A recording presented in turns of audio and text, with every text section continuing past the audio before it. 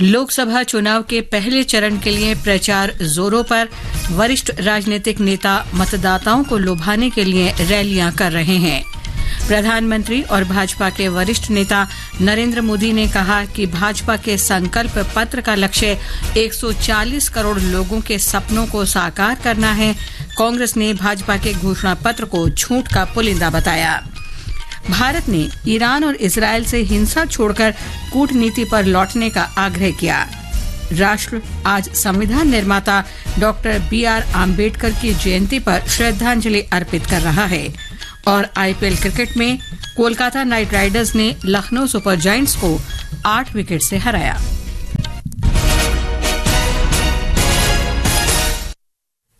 समाचार संध्या के साथ मैं लवलीन निगम। लोकसभा चुनाव के पहले चरण का प्रचार तेज हो गया है। राजनीतिक दलों के प्रमुख नेता रैलियां और रोड शो कर रहे हैं। पहले चरण में 17 राज्यों और केंद्र शासित प्रदेशों की 102 लोकसभा सीट और सिक्किम विधानसभा की 32 तथा अरुणाचल प्रदेश की 60 विधानसभा सीट पर 19 अप्रैल को मतदान होगा।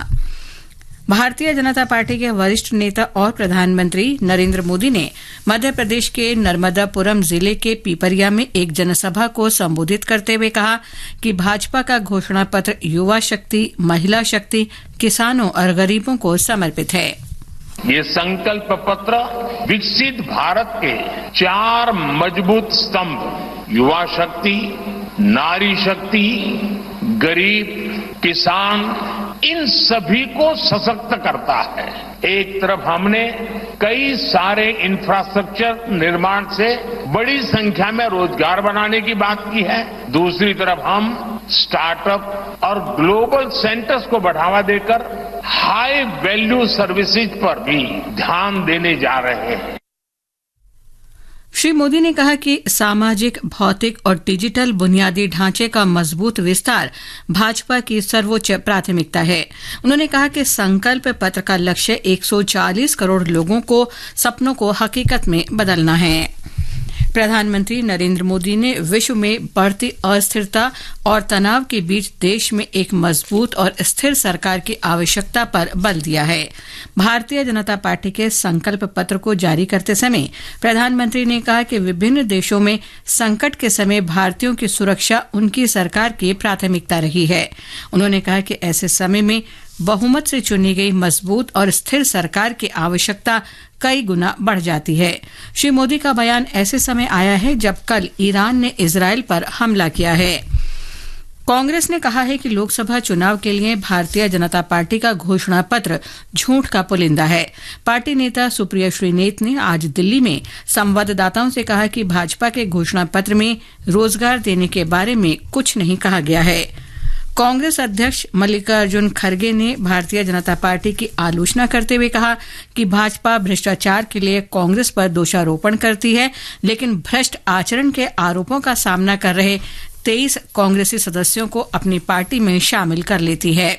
श्री खड़गे ने नागपुर में आज गोलीबार चौक पर एक जनसभा को संबोधित करते हुए कहा कि भाजपा और उसके नेताओं ने भारतीय लोगों से झूठे वादे किए हैं। भाजपा के चुनाव घोषणा पत्र पर निशाना साधते हुए उन्होंने किसानों की आय दोगुनी करने, न्यूनतम समर्थन मूल्य MSP बढ़ाने और कानूनी गारंटी देने के वादे को याद दिलाया, जिनकी देश भर के किसान मांग कर रहे हैं।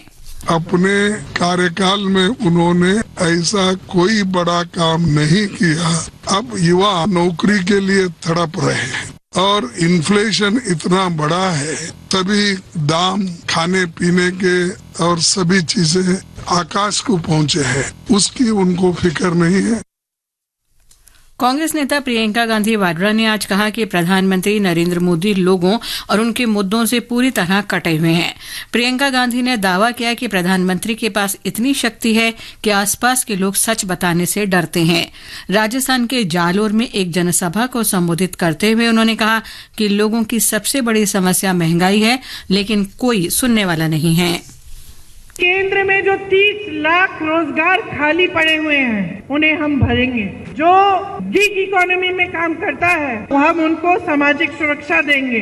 5,000 करोड़ का हम एक फंड बनाएंगे जो सिर्फ नौजवानों के लिए होगा। पेपर लीक की बड़ी समस्या है, तो इसको रोकने के लिए हम पूरे देश भर में एक कानून लागू करेंगे, एक जॉब कैलेंडर निकालेंगे। आम आदमी पार्टी की नेता और दिल्ली की मंत्री आतिशी ने भारतीय जनता पार्टी के चुनावी घोषणा पत्र को जुमला पत्र बताया है। उन्होंने आरोप लगाया कि 10 वर्ष सत्ता में रहने के बाद भी भाजपा अपने वादे पूरे नहीं कर पाई है। ये समाचार आकाशवाणी से प्रसारित किए जा रहे हैं। ताजा समाचार जानने के लिए आप हमारे Twitter handle @AIR News Hindi को फॉलो कर सकते हैं।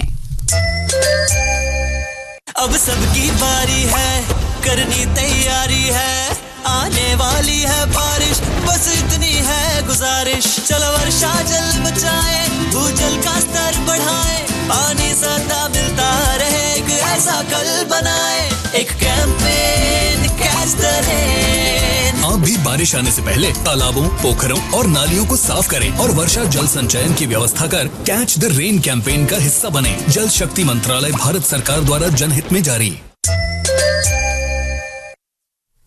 ये आकाशवाणी है।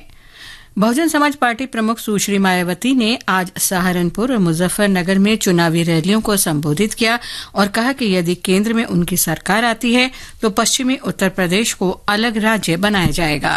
पश्चिमी यूपी अलग से स्टेट बने तो इसके लिए भी जब सेंट्रल में हमारी सरकार बनेगी जरूर ठोस कदम उठाए जाएंगे ताकि यहाँ के लोगों का पूर्ण रूप से विकास में उत्थान आदि हो सके। साथ ही यहाँ गरीबों, मजदूरों, बेरोजगारों, किसानों एवं अन्य मेहनतकश लोगों के हितों का भी विशेष ध्यान रखा जाएगा। तेलंगाना के मुख्यमंत्री रेवंत रेड्डी ने भाजपा के घोषणा पत्र को विफल बैंक का पोस्ट डेटेड चेक करार दिया है। उन्होंने कहा कि जनता भाजपा को नकार देगी और राहुल गांधी के नेतृत्व में कांग्रेस लोगों के दुख कम करेगी। राष्ट्रीय जनता दल के नेता और बिहार के पूर्व उप मुख्यमंत्री तेजस्वी यादव ने भाजपा के घोषणा पत्र की आलोचना करते हुए कहा कि इसमें युवाओं, किसानों या रोजगार का कोई जिक्र नहीं है और बिहार जैसे राज्यों के लिए कुछ भी नहीं है। जम्मू कश्मीर में डेमोक्रेटिक प्रोग्रेसिव आजाद पार्टी के प्रमुख गुलाम नबी आजाद ने जनता को गुमराह करने के लिए राजनीतिक दलों की आलोचना की। श्री आजाद ने आज डोडा जिले के भालेसा में ऊधमपुर लोकसभा सीट से पार्टी उम्मीदवार GM सरूरी के लिए चुनाव प्रचार कर क्षेत्र के विकास में अन्य नेताओं के योगदान पर सवाल उठाया। डोडा उधमपुर संसदीय क्षेत्र से INDI गठबंधन के उम्मीदवार चौधरी लाल सिंह के लिए समर्थन मांगने के लिए पूर्व मुख्यमंत्री और नेशनल कॉन्फ्रेंस के उपाध्यक्ष उमर अब्दुल्ला ने आज बनिहाल निर्वाचन क्षेत्र के विभिन्न इलाकों का दौरा किया और सार्वजनिक सभाओं को संबोधित किया। श्री उमर अब्दुल्ला ने इस बात पर जोर दिया कि लोग कथित भ्रष्टाचार, लूट और कुशासन के कारण वर्तमान सरकार से तंग आ चुके हैं। देश की प्रमुख लोकसभा सीटों की श्रृंखला में आइए जानते हैं मध्य प्रदेश की जबलपुर लोकसभा सीट के बारे में हमारे संवाददाता की ये रिपोर्ट। जबलपुर की लोकसभा सीट सामान्य वर्ग के लिए है और प्रदेश की महत्वपूर्ण सीटों में से एक है। जबलपुर लोकसभा सीट में 8 विधानसभा क्षेत्र हैं। इस सीट पर 18,83,000 से ज्यादा मतदाता अपने लोकतांत्रिक अधिकार का इस्तेमाल करेंगे। इनमें से करीब 9,57,000 पुरुष और 9,26,000 महिला मतदाता है, जबकि 97 मतदाता थर्ड जेंडर के हैं। जबलपुर में कुल 19 उम्मीदवार मैदान में हैं। भाजपा ने आशीष दुबे को टिकट दिया है, जबकि कांग्रेस ने दिनेश यादव को अपना उम्मीदवार बनाया है। बहुजन समाज पार्टी और कई स्थानीय पार्टियों के साथ ही 7 निर्दलीय उम्मीदवार भी चुनाव मैदान में हैं। पिछले लोकसभा चुनाव में भाजपा के राकेश सिंह ने कांग्रेस उम्मीदवार विवेक कृष्ण तनखा को करीब 4.5 लाख वोटों के अंतर से हराया था। रक्षा मंत्रालय की निर्माण इकाइयों के लिए मशहूर जबलपुर सीट पर पिछले 27 सालों से भाजपा का कब्जा है। संजीव शर्मा, आकाशवाणी समाचार, भोपाल। भाजपा के वरिष्ठ नेता और केंद्रीय गृह मंत्री अमित शाह ने आज छत्तीसगढ़ के राजनांदगांव के खैरागढ़ नगर में एक जनसभा को संबोधित करते हुए कहा कि प्रधानमंत्री नरेंद्र मोदी के नेतृत्व में यदि केंद्र में तीसरी बार भाजपा की सरकार बनी तो छत्तीसगढ़ को नक्सलवाद की समस्या से पूरी तरह से मुक्त कर दिया जाएगा। ये 10 साल के अंदर मोदी जी ने नक्सलवाद को पूरे देश से समाप्त किया है। एक उसकी पूंछ बची है सिर्फ छत्तीसगढ़ में। मैं आपको विश्वास दिलाता हूं, नक्सलवाद को हम छत्तीसगढ़ से समाप्त कर देंगे। श्री अमित शाह ने कहा कि देश में आरक्षण हमेशा बना रहेगा और उनकी पार्टी किसी को भी इसे खत्म नहीं करने देगी।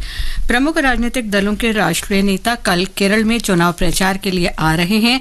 राज्य में लोकसभा चुनाव के दूसरे चरण में 26 अप्रैल को मतदान होगा। लोक निर्णय 2024 आम चुनावों पर विशेष कार्यक्रम हर शाम 7 बजे से और पुनः प्रसारण रात 9:30 बजे से आकाशवाणी गोल्ड पर। चुनावी गतिविधियों की खबर, देश के हर अंचल पर नजर, विशेषज्ञों की राय और विश्लेषण। दुनिया के सबसे बड़े लोकतंत्र के चुनावी पर्व में सुनिए लोक प्रसारक के साथ लोक निर्णय 2024। विदेश मंत्रालय ने इजरायल और ईरान के बीच बढ़ रहे तनाव पर चिंता व्यक्त की है। मंत्रालय ने कहा कि भारत इजरायल और ईरान के बीच बिगड़ती स्थिति को लेकर गंभीर रूप से चिंतित है। इससे क्षेत्र में शांति और सुरक्षा को खतरा है। मंत्रालय ने कहा कि वो वर्तमान स्थिति पर लगातार नजर रख रहा है और दोनों देशों में स्थित दूतावास भारतीय समुदाय के साथ संपर्क में है। भारत ने ईरान और इजरायल से हिंसा से दूर रहने और कूटनीति के रास्ते पर लौटने का आग्रह किया। राष्ट्र आज संविधान निर्माता डॉक्टर भीमराव आम्बेडकर की जयंती पर उन्हें श्रद्धांजलि अर्पित कर रहा है। इस अवसर पर देश में कई कार्यक्रम आयोजित किए जा रहे हैं। मुख्य समारोह संसद भवन परिसर में किया गया। राष्ट्रपति द्रौपदी मुर्मू, उपराष्ट्रपति जगदीप धनखड़ और प्रधानमंत्री नरेंद्र मोदी ने आज संसद भवन में डॉक्टर भीमराव आम्बेडकर की प्रतिमा पर पुष्पांजलि अर्पित की। ये समाचार हमारी वेबसाइट newsonair.gov.in/hindi और हमारे mobile app news on AIR पर भी उपलब्ध हैं। Dear voters, elections are here. Download your voter helpline app from the Play Store or Apple Store and make sure your name is there in the electoral list. Voter helpline app also helps in voter registration, search in electoral roll, information on the candidate, election results, complaint and information on EVM and election process. चुनाव का पर्व, देश का गर्व।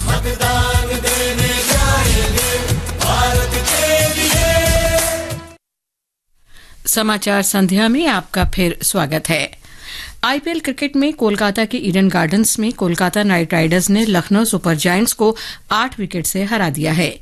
162 run के लक्ष्य के जवाब में नाइट राइडर्स ने 16वें ओवर में 2 विकेट गंवाकर जीत दर्ज की। प्रतियोगिता में इस समय मुंबई के वानखेड़े स्टेडियम में मुंबई इंडियंस का मुकाबला चेन्नई सुपर किंग्स से हो रहा है।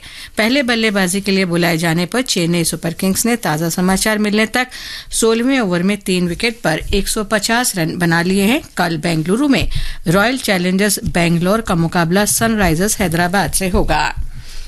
राजस्व खुफिया निदेशालय DRI ने आज नासिक से 781 बंगाल मॉनिटर छिपकली हेमीपेंस, जिसे हत्था जोड़ी के नाम से जाना जाता है, और 19 किलोग्राम से अधिक नरम मूंगे जब्त किए हैं। ये दोनों वन्यजीव संरक्षण अधिनियम के अंतर्गत आते हैं। खुफिया सूचना मिलने पर DRI अधिकारियों ने योजना बनाकर वन्यजीव तस्करों को उत्पाद सहित हिरासत में ले लिया है। मौसम विभाग ने कल तक देश के पश्चिमोत्तर हिस्से में गरज के साथ वर्षा का अनुमान व्यक्त किया है। दिल्ली में कल तक बादल छाए रहेंगे और हल्की वर्षा के साथ आंधी भी चल सकती है। अंत में मुख्य समाचार एक बार फिर।